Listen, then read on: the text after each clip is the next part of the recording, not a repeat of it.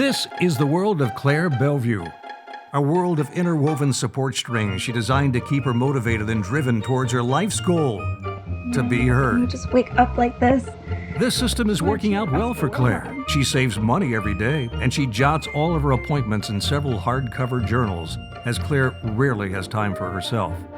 Her time is divided by her essential support strings, a recent engagement to Professor of Ancient History Terence Macy, volunteering with the animal shelter, and making her dream come true by hosting for her local station 93.7 WFFC. Claire is proud of the work and stress that is required to maintain her perfectly balanced world, but we know that's not enough.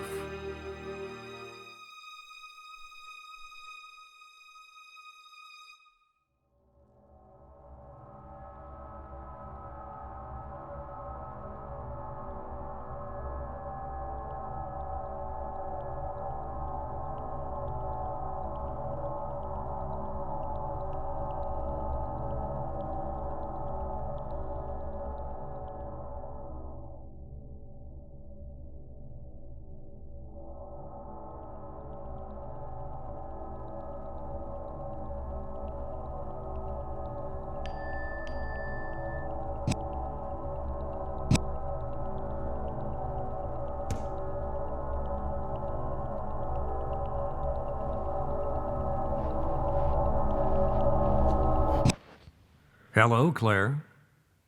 What are you doing in my house? Claire, this is no way to treat someone who's known you your whole life. I don't know you. Well, that's not what I said. You should start paying attention, Claire. Can't you realize I'm a disembodied accumulation of consciousness, transmitting narration to you through your mental antennae? I'm going insane. I am your narrator. I have watched you your whole life. That's creepy.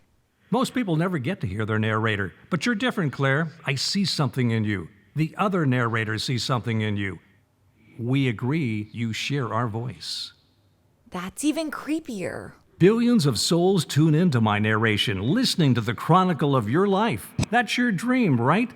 That's why you work tirelessly to be in broadcasting. I will give you two choices, Claire. I can return you to your slumber, erase my existence from your memory, and I can go back to narrating your life. Or you can train with me, and your voice will captivate audiences vaster than mine. I can't trust any of this. You're in my head. Everything I've said is factual, but you don't have to believe me. The only reason you wouldn't is if you don't think you have the aptitude. So you don't think I have the aptitude? Oh, I have the aptitude. Well, you certainly have the attitude. Let us proceed. Let's go. Wait, what was that? How did we get into an organic food store? Oh, that timeline jump? That's just a trick us narrators use to skip over some of the more repetitive moments in your mundane existence. How do you know you're not skipping over something important, like me putting on my makeup? I only needed to hear one discordant take of Alicia Keys, the diary of Alicia Keys, to know you were going to attempt it nearly every time. Don't say anything bad about Alicia Keys. I didn't. I was saying bad things about you. And that's not even true. I've been singing a lot more Lady Gaga recently. What's the difference? Oh, Claire, come on back. I have a gift for you. It's a list of all the upcoming lessons on a two-dimensional representation of the surrounding landscape. A map. As you'll learn in Lesson 44, utilize grandiose vernacular to bear dramatic overtones upon your listener. Ugh. Apparently, that is beyond your current level of understanding. Lesson 1 is much simpler. You must become immersed in the world of your subject as your being is immersed in atoms. I didn't sign up for some atom integration. If I'm gonna do this, I'm gonna do it my way, myself. Fine then, narrate that guy.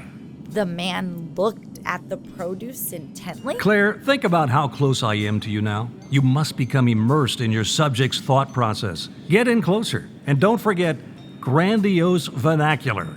A patron of the high-end food retailer examined the selection of produce. I approached him awkwardly. Are you talking to me? He didn't understand the concept of narration. The same way he had trouble detecting an orange with the minutest amount of bruising. Good. Now lesson 12. Infer their home life. The last time he brought home a bruised orange, his wife never let him hear the end of it. So now when she writes oranges on the shopping list, she writes it with the stipulation, unbruised. bruised. Yo, are you serious right now? Look, I'm only gonna say this once, all right? Oranges are my favorite fruit outright. I ponder the caliber of moistures. You know what to do. I select substantially, not because of my wife, not because your comments made about my shopping abilities, but because I take care of myself. And the way to a healthy mind is a healthy body, and oranges are packed with nutritious compounds and fibers and choline and vitamin C. Don't even let me get started on the vitamin C. No, you monster!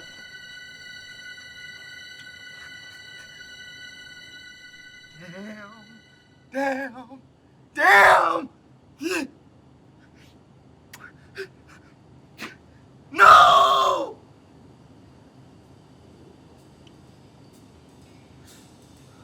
Should we leave? No, this is good stuff. Excessive emotion is prime material. Narrate. This overreaction is merely a construct of his preconceived expectation. The gross effect of my action was minuscule.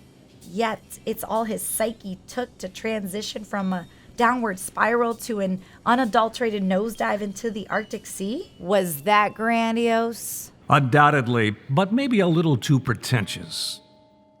Whatever. Can we just get to the next lesson? This guy's starting to disturb me. There's more where that came from.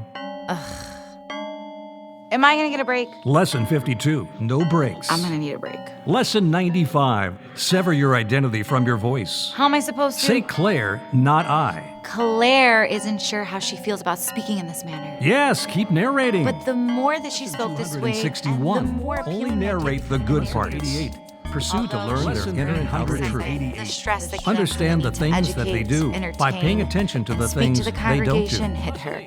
Lesson Her own narrator could not 3211. reason for this Insinuate that the apprehension. subject could. But there was another solution. Claire needed a drink. Claire was curious. She had not visited this pub before. Hey, how you doing? The bartender greeted Claire. He paid immense care as he cleaned each glass. Claire wondered how a man with such fine attention to detail ended up in a place so repugnantly vacant. Hey, good evening to you too. The bartender refused to hear the truth in Claire's words. Not that he can't see the reality of the situation. He feels frustrated that someone who has never seen him before can read him so accurately. And because he knew this frustration would be inevitable, he reached by his cleaning supplies to his already poured 4 shots of top-shelf vodka. What are you, crazy? Are you reading my mind? Claire had done it. She finally elevated herself to a level of omniscience equal to a true narrator. She was ready for her final test. Stairs, handrail. Claire came out of her daze as she took hold of her new environment. This place was not listed on the lesson map, but she felt a familiar sensation singe in her awareness. An intent focus remained. She could never prepare for this. Hey Claire, what's up? What are you doing here? Terrence greeted Claire warmly, expecting a similar reaction from his fiancée. He became confused as he realized she would not acknowledge him directly. Claire, what are you talking about? What's wrong with Claire wished to provide him with the answers to his concerns, but she knew that it was beyond his level of comprehension. Beyond my level? Claire, what are you talking about? Terrence began to feel inklings of despondency towards the woman that he had loved for over 4 years. Claire, I can't do this. I can't handle this right now. In this moment, Terrence had a singular thought occupy his perception. This is not the woman I asked to marry. Terrence knows he is better off never seeing Claire again. Claire finally sees the consequence of her decisions. Claire doesn't want to be a narrator. Claire can't be a narrator. Claire regrets being a narrator. Claire never wanted this. Claire is crying. Claire! You're on your own, Claire. Who's Claire? Claire!